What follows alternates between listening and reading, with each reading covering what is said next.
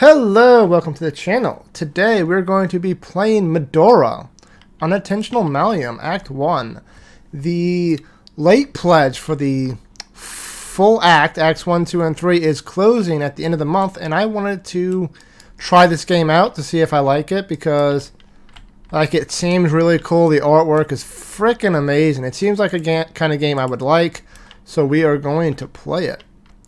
I am not guaranteeing this is going to be a full playthrough, but the full Act 1 is on the workshop for free, so if you have Tabletop Sim, just go get it, play it out, see if you like it, and support the developers if you do like it. So, without further ado, let's get this started. They do have a... where is it? Here it is. The audio narrative is on thing. Okay, playlist loaded, yada yada. Playlist. Okay, this is very, very light. So, turn the volume all the way up. I will have the camera on the page itself if you want to read along if you can't read it. So, until then, I will shut up. Chapter 1. Before the Mast. Nightingale crept almost silently through the crowd, eyes fixed on her target. There were at least 100 of her fellow students here, thronging about and chatting excitedly in their teams of 4. Her victim wasn't watching anything but the cigarette in his fingers. He didn't stand a chance. Air rushed around Nightingale as she jumped, latching onto Zeke's back with both arms like a monkey around a tree. "Zeke!" Her voice came out somewhere between a squeal and a screech, loud enough that a few nearby students turned to stare. Her friend grunted and spluttered, the cigarette tumbling away from his mouth. "You trying to kill me?" Nightingale dropped to the ground behind him. "You don't need my help for that." She extinguished the still smoldering cigarette with a well-placed step. "You've been here as long as I have. 2 years away from Earth, and you're still poisoning yourself." Zeke only grinned in response. "It also makes you smell terrible," someone said from behind them. They both turned, and Nightingale's eyes widened as she saw her sister Shayla standing there. Nightingale was usually thrilled to see her, but today was different.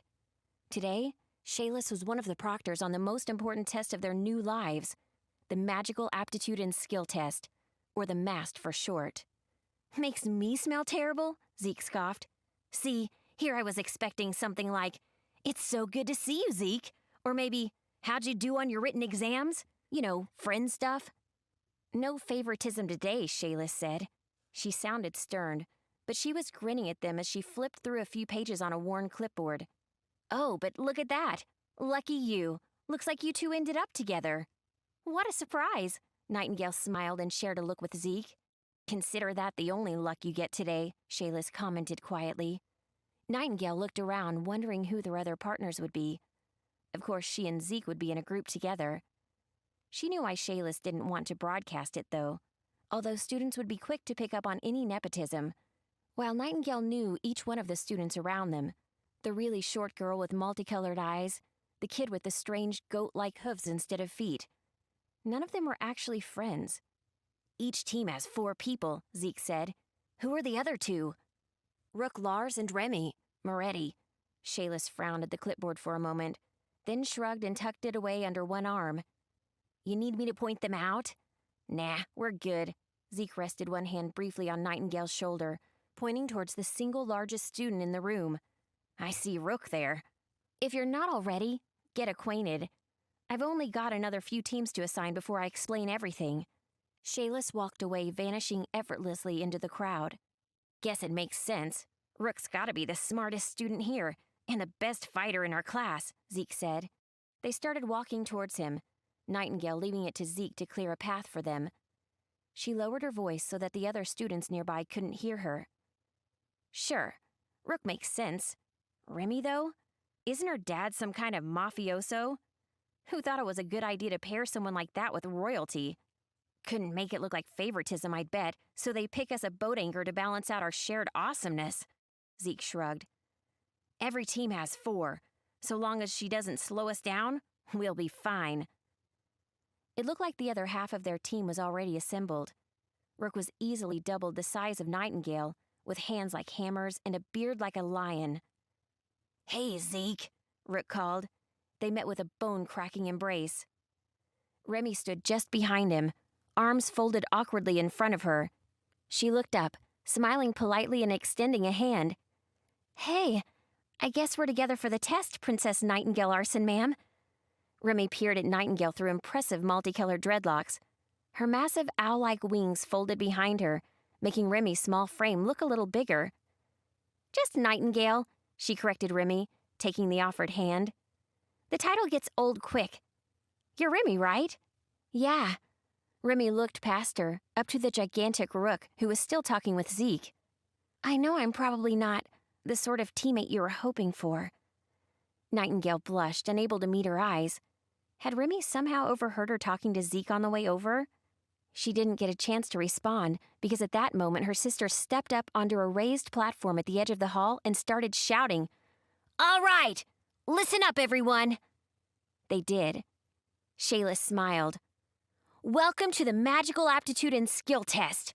If any of you have doubts about your ability to complete the mast, the door's right there." She gestured behind them all, towards the towering double doors that led into the castle's main hall. A few stern teachers stood there, their armor polished and their weapons sharp. "You will be required to go through the Acerbis, the Academy's training dungeon. The Acerbis is the real deal. Don't think the force fields of the bellicose cubes make up for stupid mistakes, because they don't. These monsters will kill you if you're not careful." There were a few seconds of silence. Nobody left, and Shayla's expression grew more intense. "All right. We're going to walk through the doors behind the armory. Each of you is entitled to 1 pack of supplies. Choose wisely. If you get halfway through the test before you realize you didn't bring something important, too bad." She paused, waiting for her statement to sink in.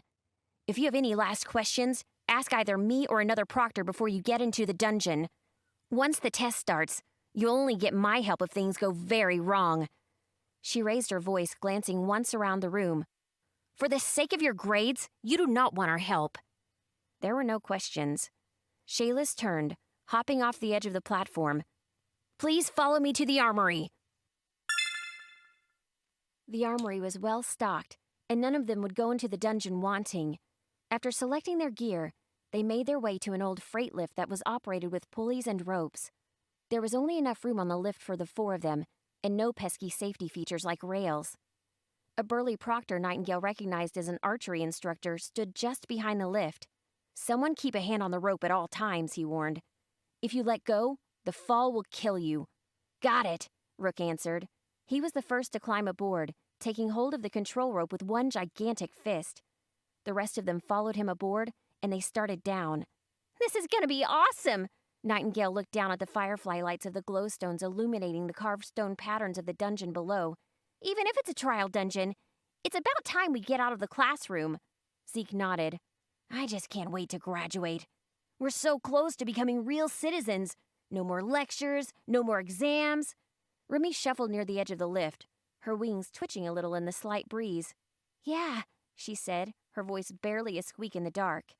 Shayla was waiting at the bottom of the lift, in a cavernous room cut from rough stone. Several passages opened away in all directions. Down some of the tunnels, lights were trailing away, and voices were echoing as groups set out on their separate paths. "You ready, little sis?" Shayla gestured down a dark hallway. "That one's yours." "I'm ready." Nightingale drew her weapon and raised it enthusiastically. "Nothing down there stands a chance." "I'm sure it doesn't." Shayla smiled and reached out, wrapping one arm around Nightingale in a quick hug. Shayla turned, meeting each of their eyes slowly. "Take care of each other. Your team shares 1 grade, so your citizenship depends on it." With a nod, she tugged on the rope, and at once the rickety elevator started to rise. "Good luck." Zeke waved at her as she disappeared. He turned and headed towards the indicated pathway.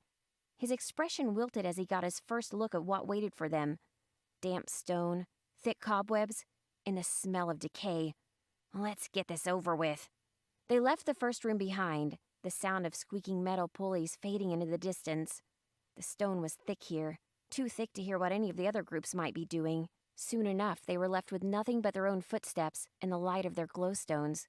They didn't have far to go before they reached the first of the bellicose cubes.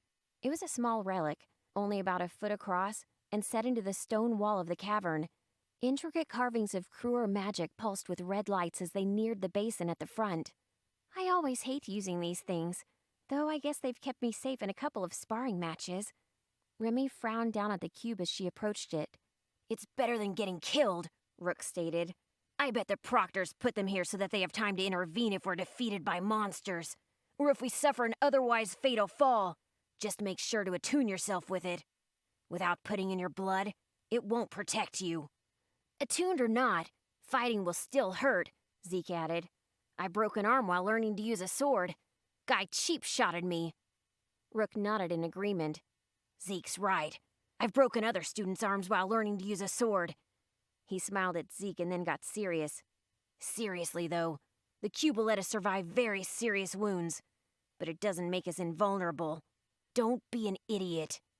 Nightingale winced as she cut her hand along the blade of her weapon, just deep enough that a few drops of blood welled up in her palm. A few drops fell from her pale fingers into the bowl. One by one they struck and boiled away, and the glow of the cube grew much brighter. For just a moment, she felt as though all the blood in her body was being tugged towards the cube. The strange sensation passed, and she got out of the way. They all took their turns before they could finally advance into the encroaching gloom. Off to a rough... Okay, let us go. Tip, party composition. Ideally, each party contains at least one adventurer who can cast spells. Well, that's... I don't think that's happening right now because we have a starting set that we can't change. I don't think any of these are spells, but whatever. Well, Rook has a Sanctus Discipline. What's that? Oh, that's just this thing.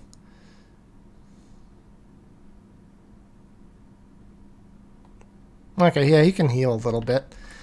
Anyway, tip, restoring and ending counters. When adventurers restore, they unflip and unexhaust all courage and remove all damage and other tokens. If an encounter's end condition continues without telling adventurers to restore, they keep all items, ability tokens, and damage tokens the way they are. However, adventurers will always remove any effect tokens, the square-shaped ones they have within the counter. Regardless, all defeat adventurers or adventurers with more damage tokens than half of their max HP remove damage tokens until they have damage tokens equal to half their HP. I think that changes in 1.1, but we'll get to that later. The Mast, Day 1. The damp, cold air of the cave chills you to the bone. As your eyes adjust to the dark, you see a faint outline of a large rock blocking your path up ahead. It looks as if a strong push could send the boulder careening into the pits on either side. In any case, it looks like the only way forward. Setup. This thing is set up like this, I believe. There we go. There's the rock. There's some tokens. There's the exit. Or starting positions, or either side. So... Remi is waifu. I don't care what anybody says. Look at her. She's adorable. These tokens seems a little large. We're going to shrink them a little bit. End conditions. An adventurer ends their turn on the blue exit. Lose condition. All adventurers are defeated. Special encounter rules. Movable rock. That red thing in the center. An adventurer adjacent to the obstructing terrain token on tile whatever may make an encounter action to make a Strength 10 skill check. If they pass, they may move the obstructing terrain token onto an adjacent unoccupied space. If the space token is moved onto dangerous terrain, discard it. Grading. During the encounter with the Mast, you'll be graded on how many rounds it took you to finish the encounter and how many opponents you defeated. Use time tokens to keep track of how many rounds have passed. At the end of the encounter, consult the chart below to determine your score. Keep track of the score using the notes section on the adventure sheet. Your score for each encounter can never fall below 0. For each yada yada for rounds, for each cave cycle defeated 2 points, for each adventure defeated -5. Blue loot in the corner. We can use an action to look at that. I think, yeah, it's encounter actions. I think we have to be adjacent. I don't think we have to be on it. And the totems will activate once we're in line of sight of them, which is if you can draw an unobstructed line from the center of that tile to your tile, it activates. The green things are difficult terrain. It costs 1 movement to get in, but 2 movement to move out. Yada yada. Let's build the deck. The thing deck. 30 mundane combat loot. Let's go. So, we shuffle the encounter to see who goes first. First is Nightingale. She's got some dark shit behind her. Let's go. So, her movement is 6. So she can move 6 places orthogonally, which means no diagonals. 1, 2, 3, 4, 5, 6. You can get all the way over here. Well, let's look at all their items, shall we? Remi Moretti, my waifu. For 1 SP, she has Shady Traven. She can move 1 space in any direction, including diagonally. And for 2, she can fly using her wings. Make a move. Remi has flight for the duration of the movement. This ability may only be used if Remi has less damage than half of her total hit points. Okay? She has a War Axe. Rolls 2 white dice, 2-handed. She can exhaust this when determining the damage of an attack. This attack gains +1 physical damage for every book. Her ability core, which is exhaust to counter. Her shirt, exhaust, dodge. If you successfully dodge the attack, you may counter. And passive, when making a dodge, if you don't roll a skull, add +1 to the result. She also has the Hammer Helm ability. Passive, your attacks gain +1 physical damage. She can exhaust when making a weapon attack with a 2-handed weapon. You may reroll any dice in your combat pool. Very cool. And some consumable that heals and damage. Zeke Zhong. His special ability is once per turn, so long as he did not roll a skull, Zeke may reroll his dodge roll. He has 2 short swords. They both roll a purple. As an exhaust, you can move diagonally. Combo light, they are both light, so they both combo. He can exhaust to reroll 1 of the combat dice, and his attack dice gets upgraded to a white. His core is his convictions upgraded to white. And as an exhaust, he can move 1 space. This movement does not provoke attacks of opportunity. When making this movement, you may spend 1 SP to move an additional space. His jacket, which is a badass leather jacket, as an exhaust, when making a dodge roll, so long as you did not roll a skull, you may reroll. He's very good at dodging. And passive, reduce physical damage dealt to you from melee attacks by 2. Okay, pretty cool. And his blade works, exhaust, if you have 2 one-handed weapons equipped, make an attack. That's pretty good. He's like the rogue. He can do stabby, and he has the same consumables. Nightingale Orson, the second waifu. Once per encounter, all other allies gain 1 SP, and Nightingale gains 2 SP. So she's like the buffer. She has a longsword equipped. Combo light, which the talisman in her offhand is light, so this attack dice is upgraded to orange. Combo sword, it's not a sword, so she doesn't get that, or the long sword. Her talisman, though, is in a passive when making an attack or casting a spell that targets an opponent. Empower. More on Empower. Oh, it's right there. She can add a black dice to the combat roll, which is cool. Her defensive core, she can exhaust to dodge. Her shirt, she can exhaust, dodge. If successfully dodge the attack, you may counter. And passive when making a dodge, if you don't roll the skull, add +1 to the defense. Her little spell is a gore shot. Cast the spell 6. Deal 2 damage. You may deal yourself 2 irreducible damage to deal additional magic damage equal to 2 times your highest level Kurer discipline, which this is her only 1, so it would be 2. And she has an SP potion and the heal. And the big guy, the tank, Rook Lors, he's got a girl on his arms. I mean, of course he will. Look how badass he is. Is it on his model? No. He's got 2 Warhammers. Oh, wait. First his ability. Rook's unmodified maximum HP is 14, so he's a chunky boy. Rook may equip an additional consumable, which is kind of weird because he only starts with 2, and some of the other ones start with 3. Whatever. Rook ignores the negative to movement from the first instance of heavy he has equipped, which is good because his Warhammer is equipped heavy. They both are white. He can exhaust them each to empower. And combo Warhammers or shield. He gains +1 armor and heavy. This ability is not stacked for another Warhammer. He's got cool sunglasses, which upgrades his conviction to white. And as a flip action, we're making a conviction check, pass. And he has a Curious plus once per encounter, when you are dealt physical damage from an attack, ignore all physical damage dealt to you. And his little healing thing, his spell ability, is a heal. Once per encounter, gain 2 heal tokens. When these tokens are spent to heal an ally other than yourself, gain a skill point. Okay. Oh, and here's the things. It's a heal. Discord. Spend 1 skill point, a figure within Sphere of Influence, which is, I believe, range 4, counting diagonals. Heal 6. Limit 4. Okay, and that is it. So, let's go into combat, huh? Let's Nightingale. Nightingale will go first. She's going to spend 1 SP to move. Where is she? So, 1. She will move 6. 1. Actually, can we proc this event first? 1, 2, 3, 4, 5. Can we get to that one?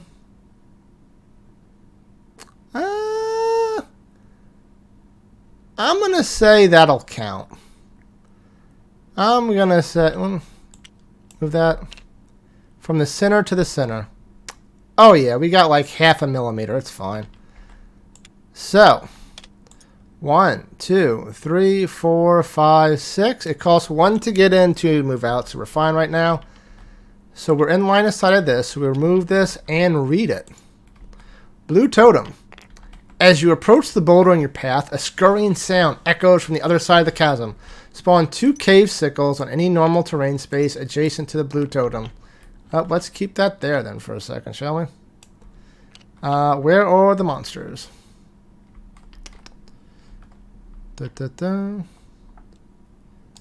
Is it in here? No. Is it in here? It is. Cave sickle. We are looking for the ones that are mundane. Here they are, 1, 2, 3. As you can see, loot level mundane. This is a mundane dungeon, so these are the ones we spawn. We spawn... How do you spawn this? There we go. 2 adjacent to the thing. Okay, and these go right behind. What am I doing? I don't get to choose. Nightingale should have gone first. 1, 2, 3, 4, 5, 6. So she would have been able to move right here. I am getting ahead of myself. So that, did she have anything else she could do? No, so she would have just ended her turn. And she'll be up to 5 next turn. So then Rook, he does this and everything. Fine. Okay, so where was I? Spawn 2 cave sickles on any normal terrain space adjacent to the blue totem. Your heart sinks as you hear skittering coming from behind you as well. You roll around and find yourself facing 2 more cave sickles. Spawn 2 cave sickles on any unoccupied normal terrain space on the south side of tile UM11. So down here. I think originally they go at the end, but in 1.1 they go behind whoever spawned them. So they're going to take a couple of attacks. I don't know if I'm supposed to do it like this. Like, am I supposed to have 2 on this sheet and 2 on this sheet, or 3 in 1? I'm going to check real quick about that. Be right back. Okay, no, it is like that. 1, 2, 3, and then 4. So that's fine.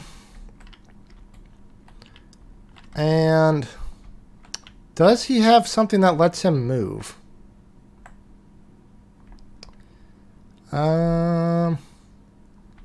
He does not. So he's just gonna sit there. A little bad, but 1.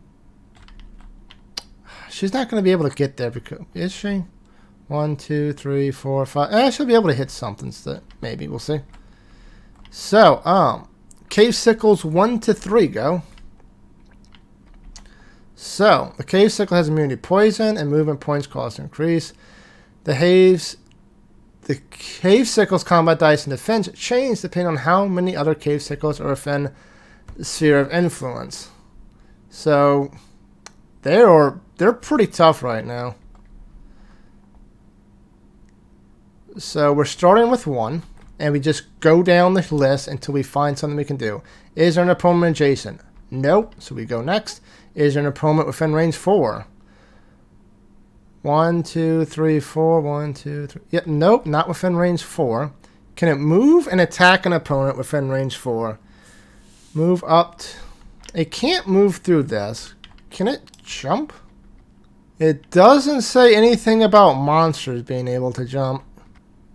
Oh, can it move? Well, no, it can't move. So I don't think these two actually do anything. I could be entirely wrong, but I mean, that's just how... I don't see any rules for jumping for a monster. So... oh, well, these two don't do nothing. But these two can. So this one can move up to be adjacent to a monster. Oh, wait, no, it doesn't move. It says first is there make an attack 4. So there are multiple attacks. So it goes to the one with the higher initiative. So this one's attacking Nightingale. So make an attack range 4. Its attack dice. It's only going to be 2 whites because 1, 2, 3 are too far away for that. The hell? Oh, these are okay. So it's making 2 white dice against Nightingale against her defense, which is 8. So if it goes less than 8, it is dodged. These things shuffle really weirdly. 5, so it is a miss. Anything else happens, then move to be adjacent to the opponent with the most damage within movement range. So that's still fine. So what is their movement? 6. 1, 2, 3, 4. It's going to keep going after Remi. Not Remi, Nightingale. Then make a physical attack. Follow up inflict poison. Only follow up if it does actual damage. So we shall see.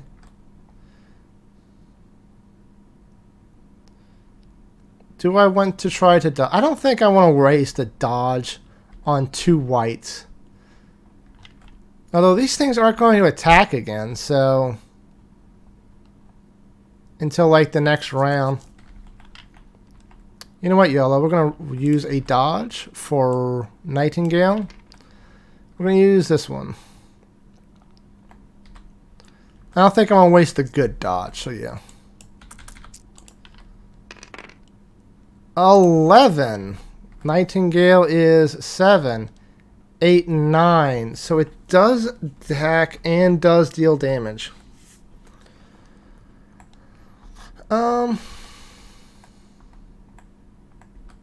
Anything I could do?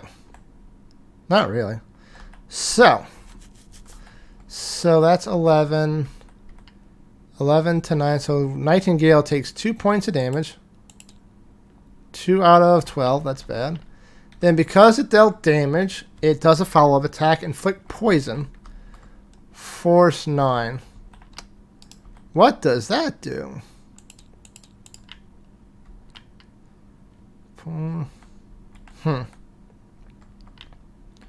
Force 8851.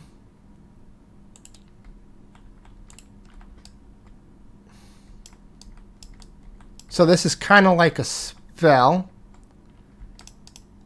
I think.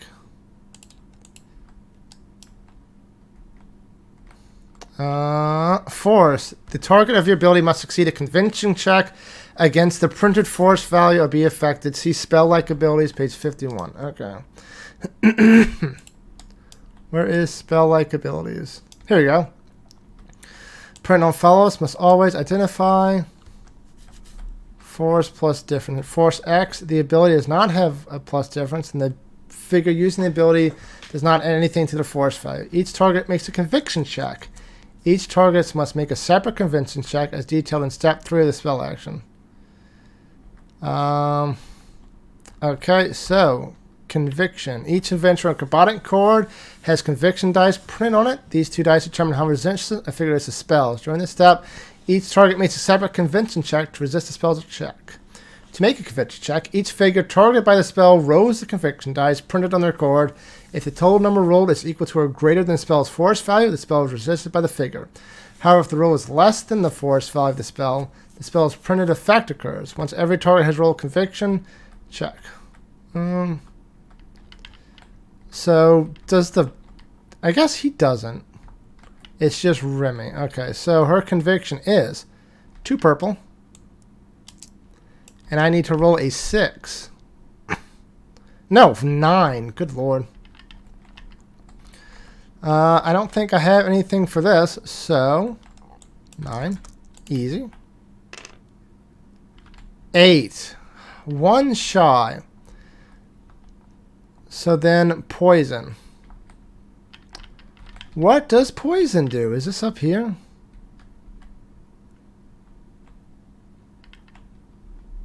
Huh? Here it is. Poison.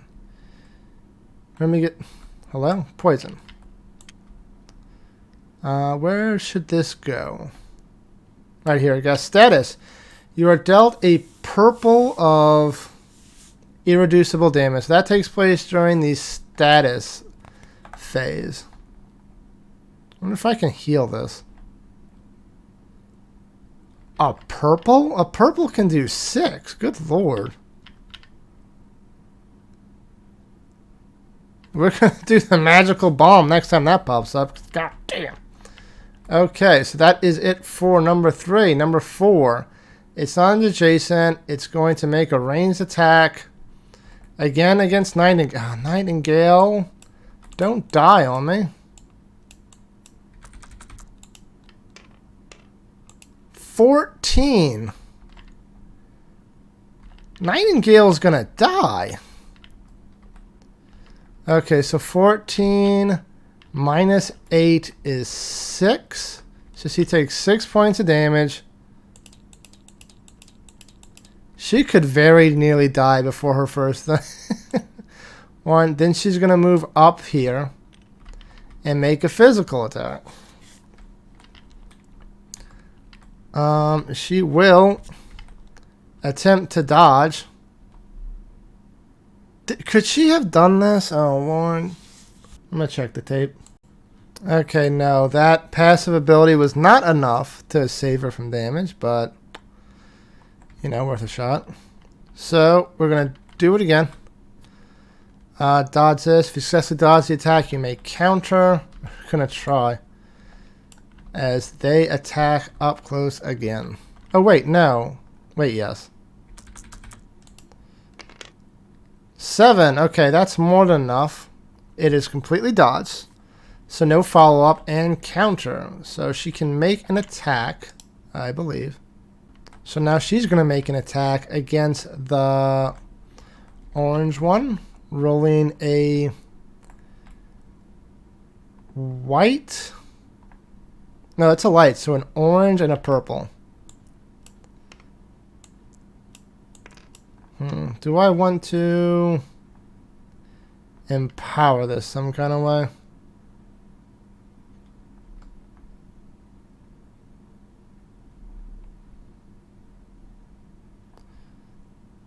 I mean, no, we're just gonna go. Let's go. 8. Against the Cave Sickle's defense of 8. So it hits, but it doesn't... Oh, wait, it hits, but we have symbols. What are these symbols to? Absolutely nothing. So it hits, but it doesn't deal any damage. Perfect. Just what you want to see. Okay. And that is that one. That's that turn. So next it is Remi. Remi's going to go 1, 2, 3, 4. Try to beat up this Cave Sickle. Wait. 1, 2, 3.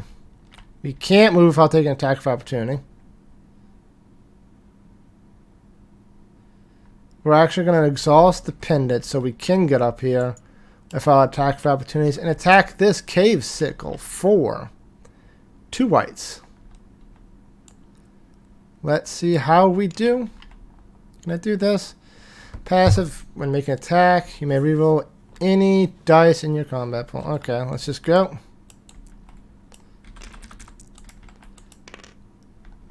That is 9, so that is a hit. Do we get any bonuses for this? Yes. 9, 10, 11, 12. So 12 to 8. So this deals 4 damage to this cave sigil. So that was that. 1 to move and 2 to that. So she's out. Next is Zeke's turn. 1, 2, 3, 4. And he's going to... You can attack diagonally, so we're going to work on this cave sickle that's almost dead. So, double white for this. Wait, what? I was looking at the wrong one. I don't think Remi could have done that. So she would have stayed here and attacked like that. Yeah. Yep. So that was Zeke who could do that. Okay, so he's going to 1, 2, 3. He's going to exhaust the sword so that he may move diagonally once. So we can get here and try to finish this off. Still a legal movement. We got it.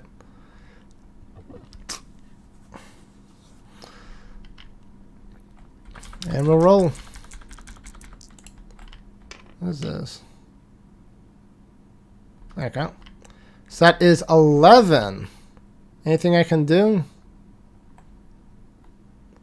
We have 2 of that. 11, 12, 13. So that's 13. Minus 8 is 5 damage. This one is dead.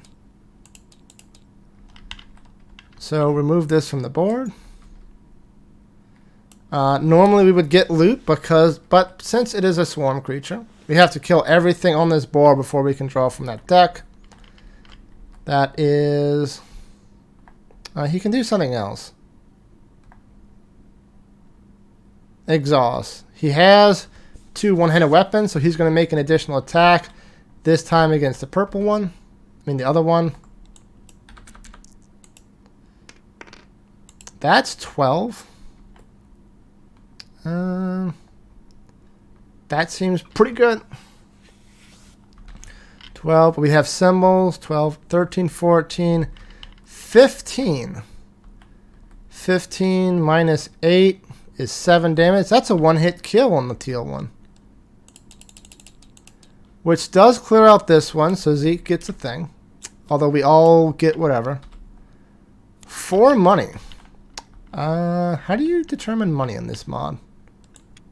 Now.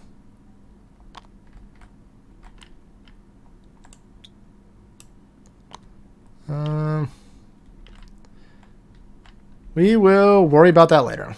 Okay. So that is Zeke's turn. So that is the end of initiative. So we're going to reshuffle. This one's going to go away. There we go. Okay, so this one's gone. And we reshuffle. Please let Rook go before Nightingale. Of course. Nightingale goes first, and then the cave sickle. Nightingale's going to die. So first she takes purple damage, which can kill her outright. I should have done one of these. Well, nobody was adjacent. I could have been adjacent. No, I couldn't because it's not... Yep. Okay, just roll low. 7! That literally kills her.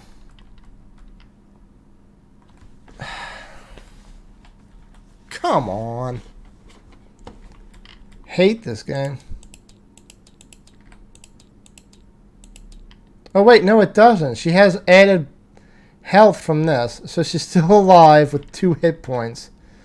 So she's going to discard this. I don't know where the discard is. We'll just put it over here for now. To heal 3. 1, 2, 3. At least there's no adjacent enemies.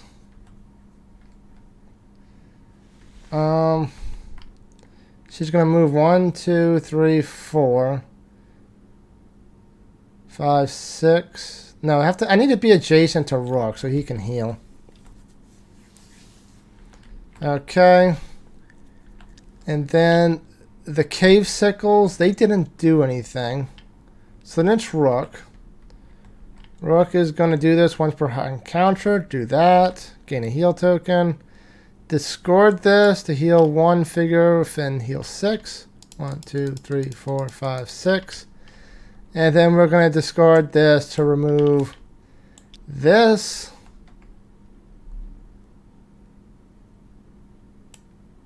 Okay, and then he's going to move 1, 2, 3, 4. That's going to end his movement. And then he's going to do a skill check to try to do that. I don't know how skill checks work. Skill checks, page 66. To make a skill check, the vendor rolls 2 purple and adds the appropriate skill value. If the total is equal to or greater than the list of skill check, they pass. So, we're doing a strength check, I believe. That's 6. And a strength test of 10. So this should be really easy for Rook. That was a little close, so we're going to move this away. It is done. Oh, I forgot to pump everybody up. Or at least pump you up. Well, she would go 1, 2, 3. Then she moved for 1.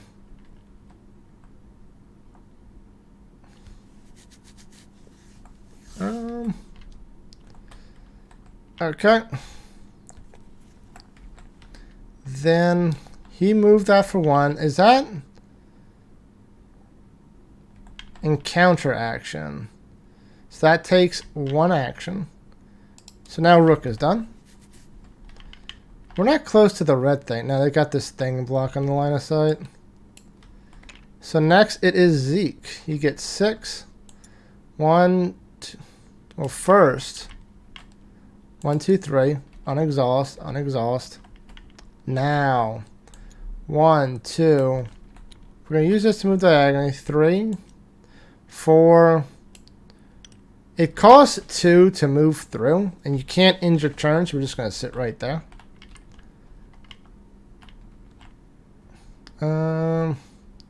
Yep.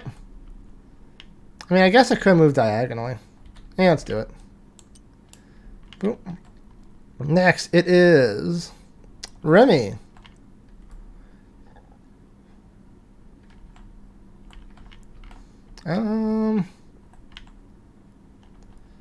She shall gain 3.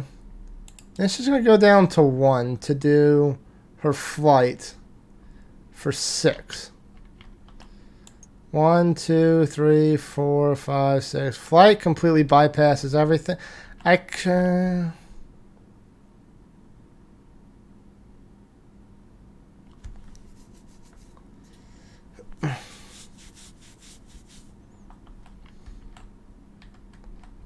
Or do I want Rook to take the brunt of it?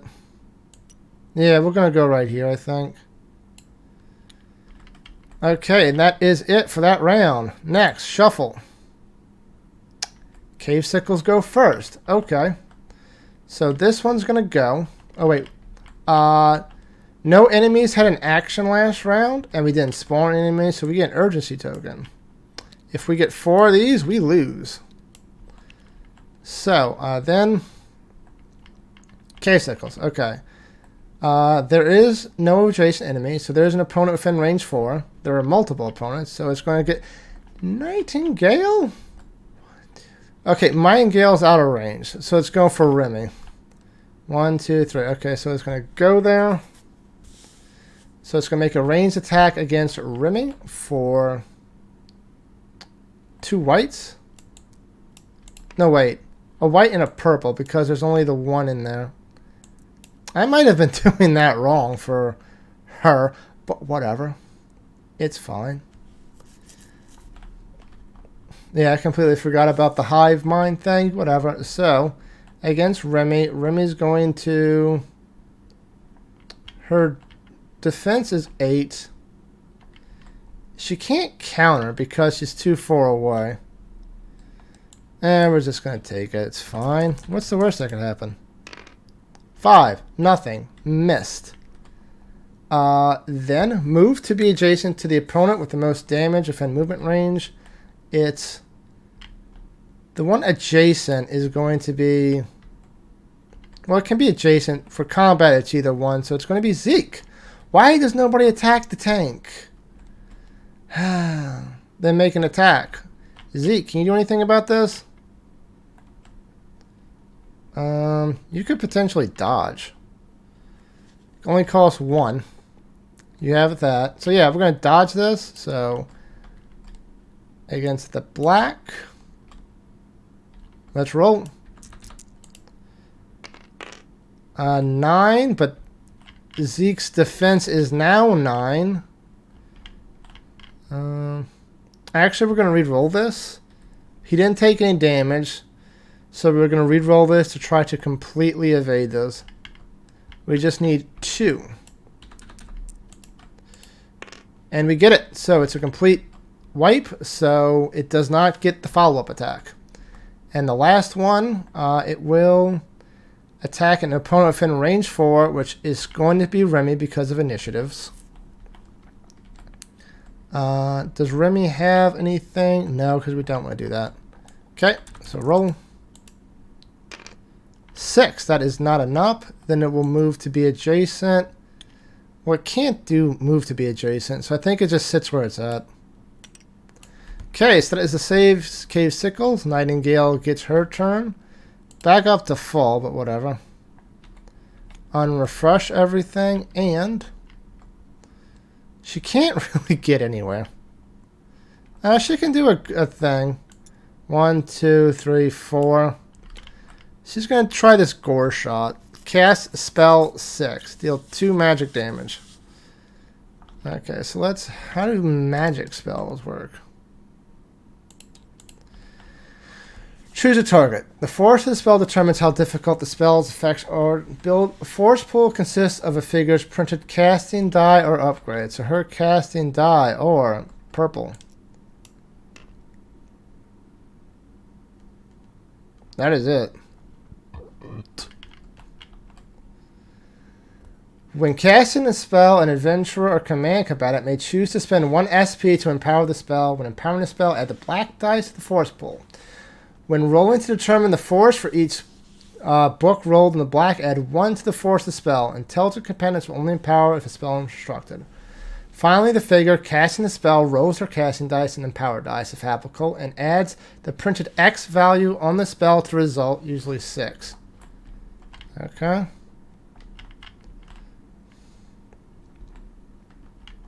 So, each adventurer and combatant card has a conviction. These 2 dice determine how resistance. To make each figure targeted by the spell rolls a conviction, the total number rolled is equal to or greater than the spell's force value. Okay, so it's fine. So we're just going to go. Just roll the 1, add 6, and we get 8. That's not good. What's this thing's conviction is white and a purple. 9. So it does successfully avoid.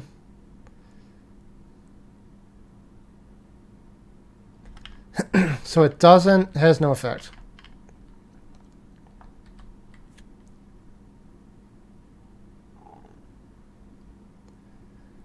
Do these things cause actions? I'm not entirely sure.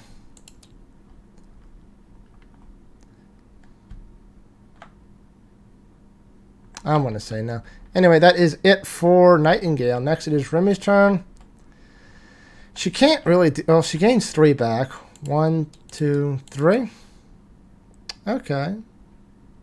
So she's going to spend 2 to fly. She'll go right here. 1, 2, 3, 4, 5, 6. Not proccing this yet, and we're going to attack the purple one with 2 white dice. Let's go. Come on, Remi. You got this. I believe in you.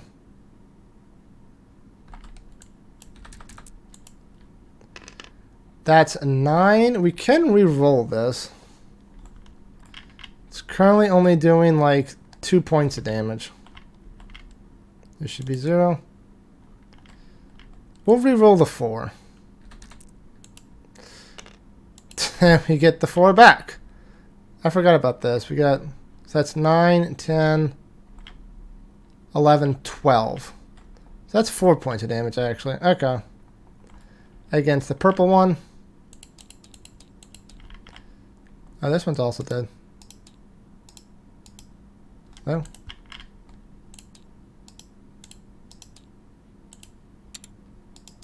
There we go. Okay, that is Remi done. Then Zeke. Zeke is adjacent to the red one, so he's going to try to do what he does best and kill shit. Everything's exhausted, but should be fine. 2 white dice. Oh wait, first he goes back to 3, then he's using 2 for this. That was not a roll.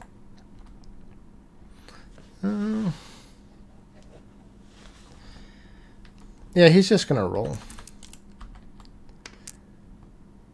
6. Not even nothing to it, just a 6. Can he re-roll something? No, he can't. I mean, he can make just another attack roll. So let's do that. There does not appear a limit to 1 action per turn, so we're just going to do it again. This is a 5. These things don't have a counter, do they? No. Okay, and he's going to do Blade Works to get another free attack. Come on, Remi, you got this. 8. That hits. Do we have any damage with these things? 2 damage. Okay. That is it for our turn. Enemies have attacks, so we don't have to add an urgency. And we shuffle. Okay, Zeke goes again. Let's go. So, he gets back 3. He unexhausts everything. He's going to do an attack.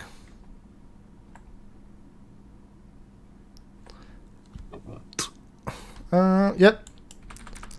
Roll again. 11. That's a hit. We need 4. 1, 2, 3. 4, 5. Yep, this one is very much dead. Then he's going to exhaust this to move diagonally. Exhaust this to move diagonally. And he's going to attempt to do the Blade Works attack. Let's go. That's 12. 13, 14, 15, 16. Yeah, this one's dead too. Okay, so nothing is on the board, which is good. This is gone. Oh, we get another loot, which is 7 monies. Hell yeah. Still don't know where the money thing is. Anyway. Hello. Okay. So that was Zeke's turn. Oh, he still has an action to move. Because he did the free one. Yeah, let's proc this so we don't get a urgency thing. 1, 2, 3, 4. Dun dun dun. We activate the red. Oh no. As you peer around the corner, you see a handful of cave sickles skittering about. They spring into action when they notice you. The cave sickles are blocking the path that leads deeper into the cave. Spawn 2 adjacent to the space this totem occupied. So 1, 2. Then Across the gap, you see another cave sickle emerge near a small box. Spawn one more cave sickle adjacent to the blue loot token. Okay.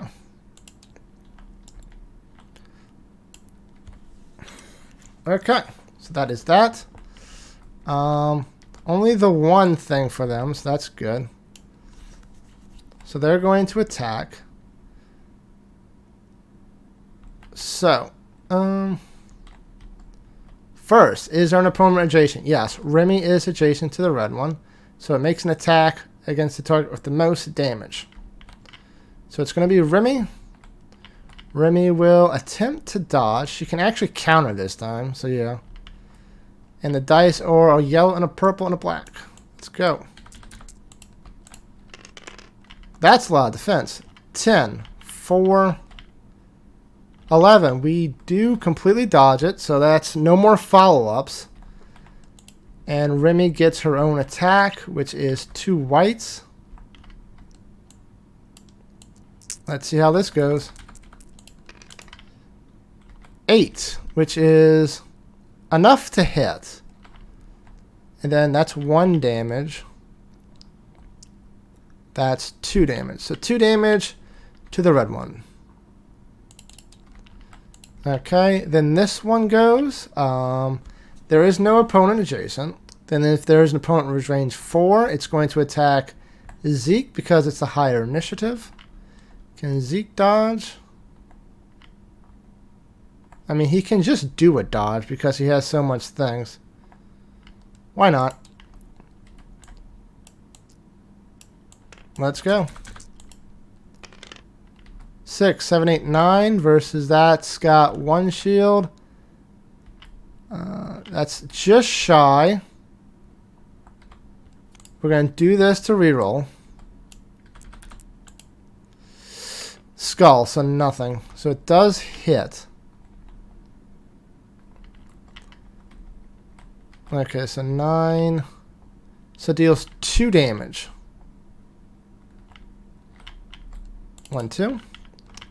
Then, move to be adjacent to the opponent with the most damage within movement range, which is going to be Zeke now. So 1. I mean, technically that's good enough, so we'll say that's fine. They make an attack. Okay. Can Zeke... He can still dodge again. He's got another thing, so we're going to do that.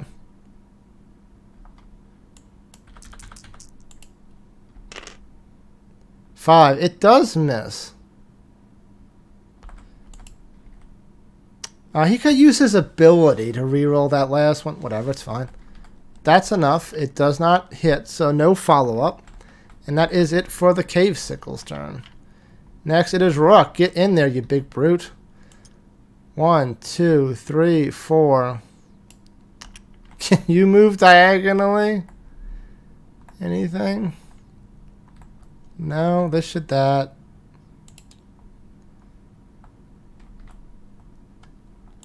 This is done. It healed Remi.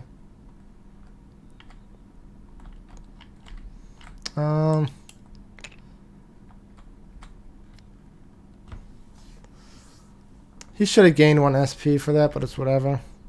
He's just going to sit there. And then Nightingale. 1, 2, 3, 4, 5. Okay, she's going to try her spell again. That should have been like that. That should have been up. So, spell. That's an 11. That's pretty good. Against the targets, this and this. 10. So it does take effect, which is deal 2 damage. Okay, and that was to... Which one was more damage? The red one, yeah. Okay. She moves, so that's that. That is it for us.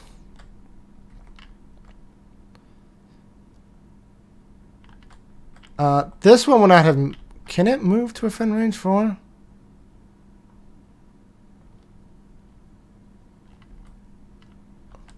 If it moved here, 1, 2, 3. Yeah, it could have hit Zeke. So that one's going to make a ranged attack against Zeke. So yeah. Before I forget too much. Da-da-da.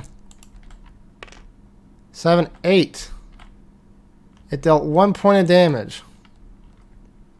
No follow-up for that. Okay.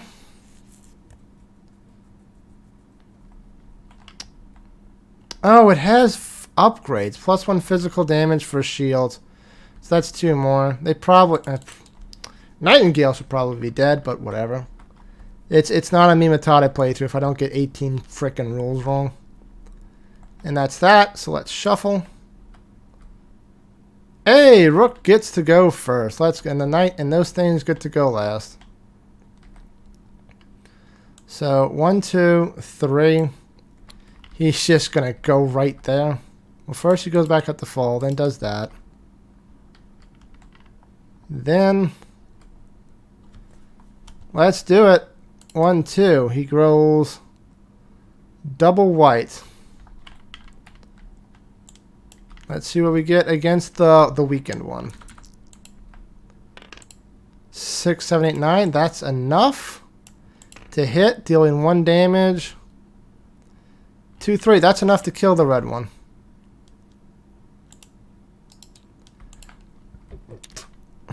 And then he is going to try to use his last to kill the one on the right. He's probably not going to kill it, but he's going to try. 8. That's a hit. And because of his ability, it's +2 damage. So it does deal 2 damage. Okay.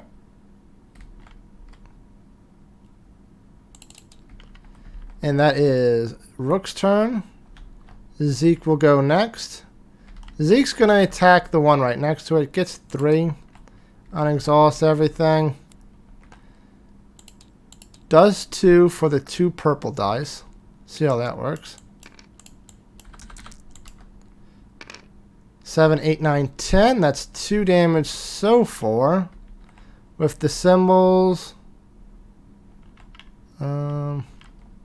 Another 1. So that's 3 damage. 1, 2, 3. 1 shy. 1 shy. Just finish it off. Reduce physical damage dealt to you from melee attacks by 2. He should not have taken like any damage. We're just going to reduce this by 2. And just everything else is just whatever. Exhaust this to do that. Another basic attack. 2 purple. There is just too much to keep. 5, 6, 7, 8. It's a hit, but it doesn't deal any damage. We're going to re-roll one of our combat die, the 3. That's enough, and that'll kill it. Okay. This one's dead.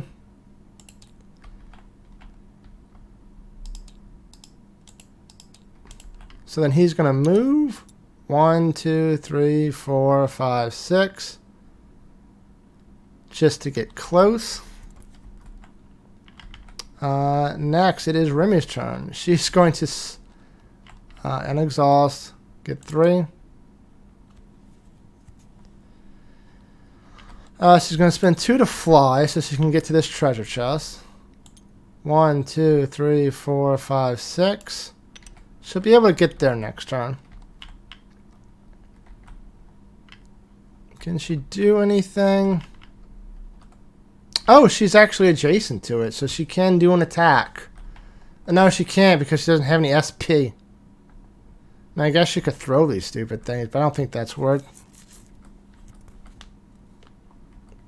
Okay, that is that. And Cave Sickle. It's adjacent, so it's going to do an attack. Purple and a white.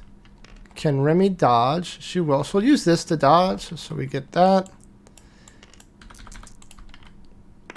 Nothing. 9. Her defense is 7, so right now she's taking 2. Don't forget to check the symbols, too. 3, 4. Ow.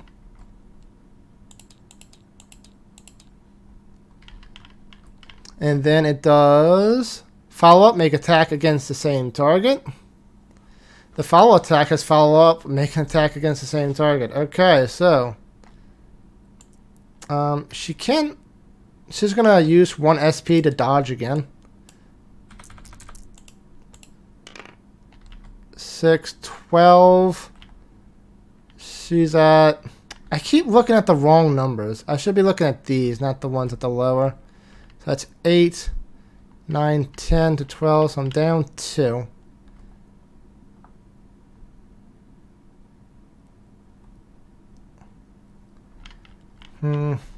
Okay, it just does it. So that's 2, 3, 4, 5 damage. Ow. And it gets another attack. And that one finally misses, of course. So that's that. We shuffle.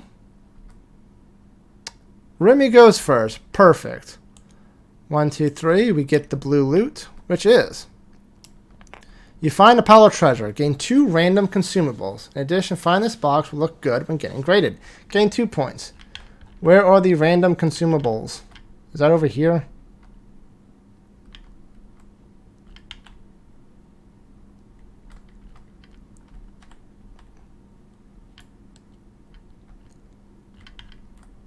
I guess. So shuffle 1, 2.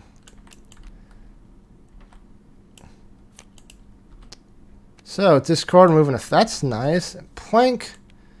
Okay. We don't... You can only hold 3, so we're just going to throw these in a backpack, I think, which is Party Stash. Perfect. And then Zeke's going to have enough movement to just get there, so that is it. Game over. We win. It was a little close, but... Oh, wait, doesn't... Yeah, Rook got a movement first. So he's going to definitely use this heal, which is... Can he get close to... He can get close to Nightingale. So we're going to spend this to heal 6. Okay. Perfect. And now we get to... Restore Adventurers. Yay, everything went happy. Continue to wrong way, page 8. Which we can do the thing again. I will shut up.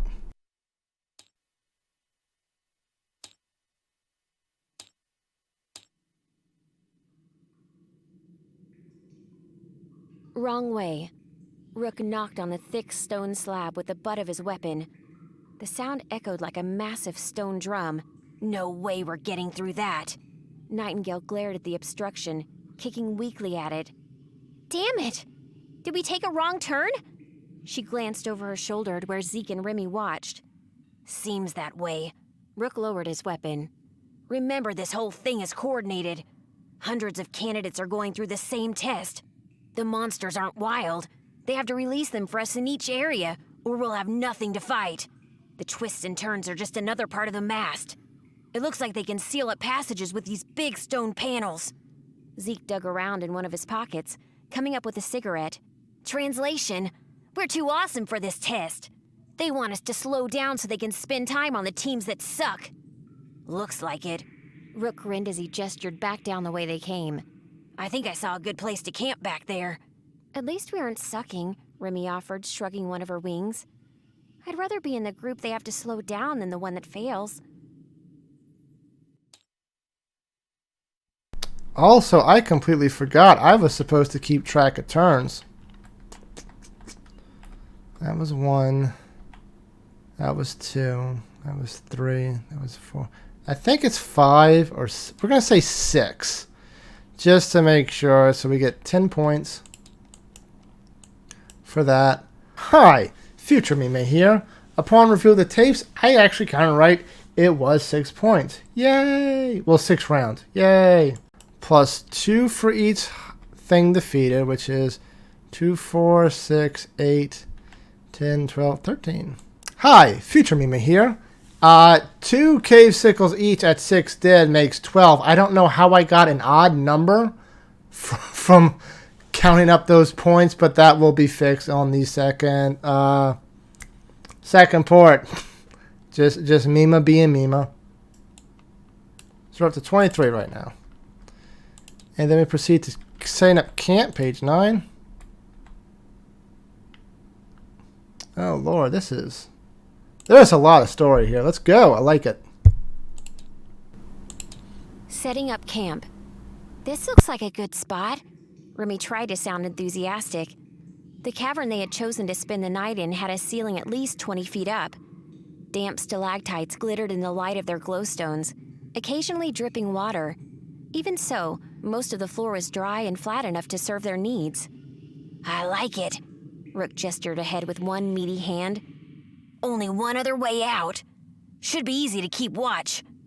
We don't have to stop. Nightingale hurried past Remi into the cavern. Wouldn't it be sweet if we were the first team ever to finish the mast in just one day? Yeah. Zeke stopped right in the middle of the cave, sloughing off his heavy pack. It dropped with a dull thud at his feet. But we won't. If we try to keep going without resting, he shook his head. Better to finish a little slow and keep all our limbs. Remi needed no further encouragement to drop her pack, tossing it to the ground. She closed her eyes, letting her massive wings stretch and flex. It felt fantastic.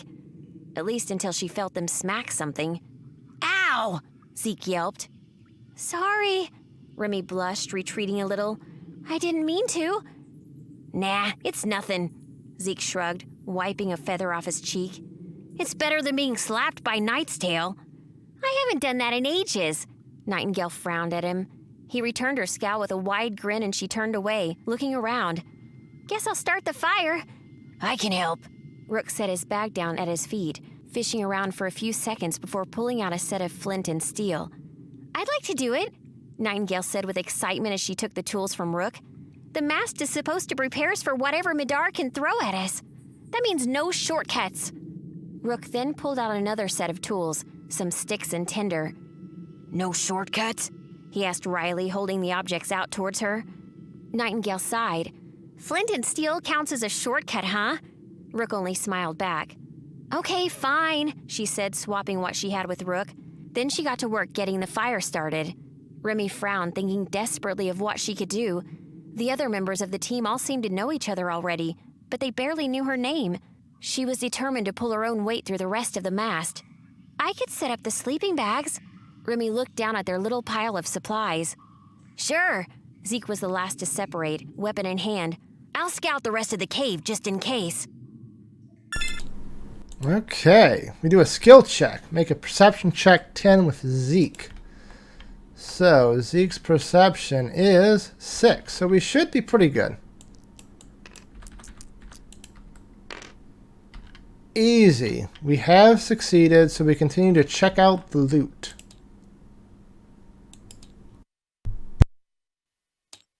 Check out the loot.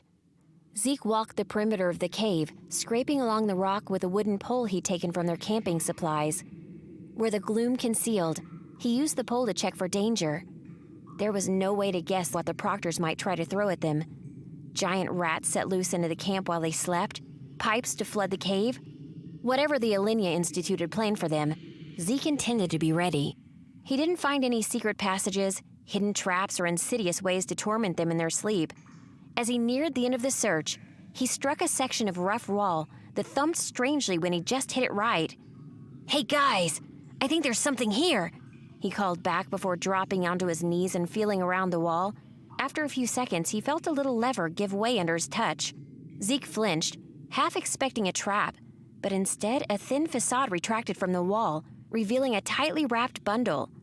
He kicked gingerly at it, sending it rolling out of the opening and onto the floor in front of him without exploding, shooting acid or sending spikes at him through the floor. He grinned, lifting the tightly wrapped bundle of burlap and holding it up for the rest of his team to see. Hey everybody, I found a care package. Nice work, Rook called, not rising from his work around their makeshift fire pit. They must have hidden some supplies like this for the groups who actually pay attention. Nice, so we gain 4 random mundane consumables. So let's shuffle those again. 1, 2, 3, 4. So we get 2 of these, which are anytime an ally in sphere of influence may do the following: heal 3 or reroll any dice just rolled, gain an SP. Under plank, and a grenade. Do not provoke break attacks in a turn. Okay. You should probably be back in.